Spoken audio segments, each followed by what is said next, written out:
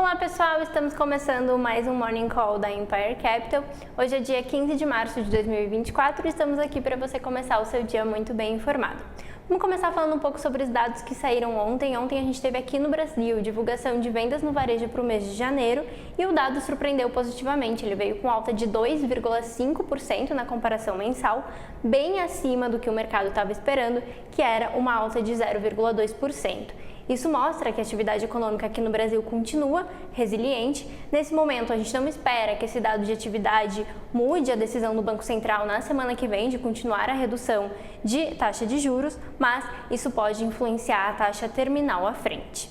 Por aqui, a gente também teve destaque na parte política. Os jornais estão dando notícias de que o governo federal pretende lançar algum tipo de programa para conter a inflação, principalmente a inflação relacionada a alimentos e também ao preço de energia. A gente ainda não tem nada concreto com relação a isso, mas são notícias que estão circulando e que também acabam afetando os mercados. Por isso, em função desse dado de varejo, a expectativa era de que a gente tivesse uma alta do Ibovespa, mas a gente sabe que essa interferência política nos preços acaba afetando o mercado negativamente e, em função disso, a gente teve aí o Ibovespa encerrando o dia em queda. Foi uma queda de 0,25%, ali na faixa dos 127 mil pontos, e também o dólar subiu. A gente teve aí valorização de 0,27%, com o dólar sendo fechado a R$ 4,98. Lá fora, nos Estados Unidos, a gente também não teve um dia muito positivo. Por lá a gente teve índice de inflação ao produtor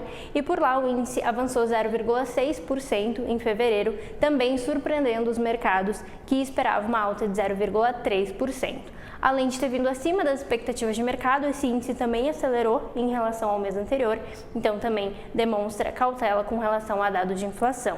Por lá a gente também tem decisão de política monetária na semana que vem, expectativa de que as taxas se mantenham inalteradas. Vai ser importante observar qual vai ser o guidance do Banco Central. É claro, o mercado ainda continua precificando que por lá a queda nas taxas de juros aconteçam em junho, mas por aqui a nossa expectativa é de que esse início de ciclo de juros, de redução de ciclo de juros, comece um pouco mais à frente. Hoje a gente já tem as bolsas em leve alta nesta sexta-feira. O Eurostock está subindo 0,3%, enquanto os futuros do S&P e do Nasdaq estão subindo 0,2%, e na Ásia a gente teve o Nikkei caindo 0,3% e Xangai subindo 0,5%.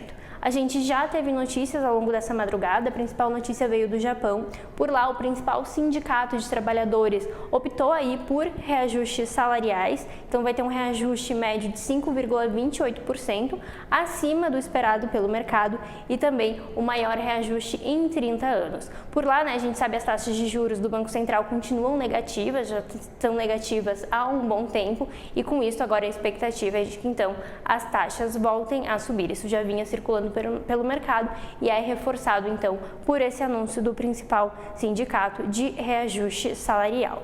Na China a gente também teve divulgação de taxa de empréstimos de 1 ano e ela ficou estável em 2,5%, conforme o esperado pelo mercado. Hoje, aqui no Brasil, a gente tem divulgação de dados de serviço referente ao mês de janeiro. A expectativa é de que tenha aí uma queda de 0,4% nos dados, e também mais tarde, às 10h30, nós temos divulgação de CAGED, então criação de vagas líquidas. Depois, lá fora nos Estados Unidos, a gente tem também bastante divulgação de indicadores de atividade. Às 9h30, a gente tem divulgação de indicadores de manufatura. Depois, às 10h15, dados de produção industrial. E, por fim, às 11h, a gente tem dados de confiança do consumidor da Universidade de Michigan. Então, dados bem importantes lá nos Estados Unidos de atividade, para a gente observar se a atividade de fato continua resiliente e, claro, isso pode impactar as expectativas de juros. Por hoje era isso, um bom final de semana a todos, até segunda-feira.